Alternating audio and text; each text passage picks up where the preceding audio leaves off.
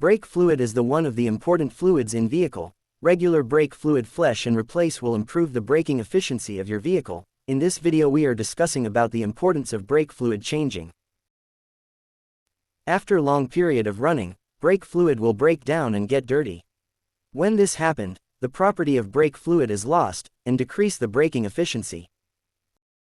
Brake fluids are hygroscopic and glycol-based, which means they absorb moisture from the atmosphere. Glycol-based brake fluid starts to absorb moisture from the moment it is put in the hydraulic brake system, or exposed to the air.